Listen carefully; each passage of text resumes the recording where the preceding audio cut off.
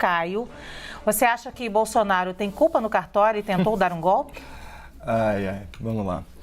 Lula da Silva, esse grande bajulador de ditadores socialistas, afirma com absoluta convicção que seu antecessor é um golpista. Vejam só, logo Lula, o reconhecido adulador de tiranos, conivente com a violação de direitos humanos em países vizinhos, passador de pano para regimes antidemocráticos da América Latina e da África, nosso continente irmão. Esse é o Lula que não tem dúvidas que Jair Bolsonaro tentou dar um golpe de Estado, embora o ex-presidente estivesse sem cargo oficial, desinvestido de poder político, em terras estrangeiras, hospitalizado e em silêncio, eu diria até um eloquente silêncio. Mas enfim, o Lula também tinha certeza de que a lei das estatais deveria ser desfigurada para que ele tivesse centenas de indicações à sua disposição. O Lula tinha certeza de que a guerra na Europa era do interesse dos líderes ucranianos e que o conflito deveria ser resolvido, aspas, numa mesa de bar. Lula tinha certeza que a classe média deveria ser tributada ao consumir produtos estrangeiros. O Lula tinha certeza que a CPMI sobre os atos de vandalismo e depredação de 8 de janeiro deveria ser obstruída. O Lula teve muitas certezas ao longo desse começo de mandato, não é mesmo? Portanto, não é nenhum exagero atribuir as certezas de Lula da Silva à consistência de uma gelatina ao relento. Aspas para Lula, né? O maior financiador de obras de infraestrutura que o Brasil já viu em outros países. Não tenho dúvidas de que ele, o ex-presidente Jair Bolsonaro, tentou dar um golpe. Essa é a certeza de Lula ao voltar à cena do crime, mas isso não passa de uma opinião. E aqui eu cito o manifesto dessa emissora. Embora opiniões importem, elas não mudam os fatos. Fatos são indiscutíveis. Não há alternativa para um fato. Fatos explicam coisas. Portanto, fazendo jus ao jornalismo independente da CNN e ao corajoso repórter Leandro Magalhães, que trouxe à luz as trevas do 8 de janeiro, vamos colocar os fatos primeiro, porque sobre eles nós temos certeza absoluta.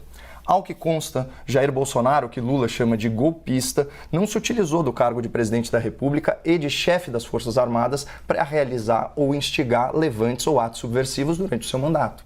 E na infame data de 8 de janeiro, como já foi citado, o ex-presidente estava desempossado, debilitado e, por que não, desterrado. Também é fato que depois da eleição, especialmente após o retorno de Lula à cena do crime, Jair Bolsonaro não instigou publicamente seus apoiadores a agirem de forma agressiva ou antirrepublicana.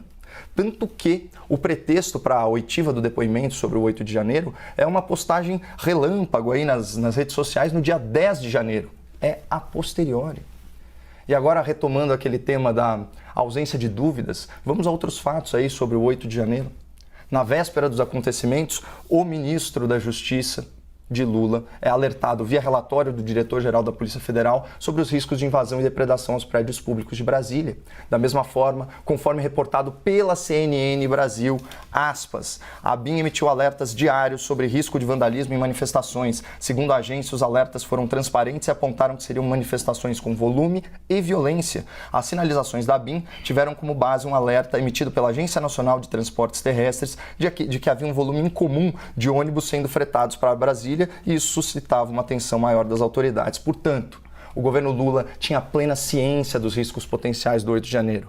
E por eventos anteriores, como por exemplo aquelas manifestações violentas do Movimento Sem Terra, nós sabemos que as forças de segurança em Brasília, com algumas dezenas de homens, têm plena capacidade de repelir esse tipo de ocupação.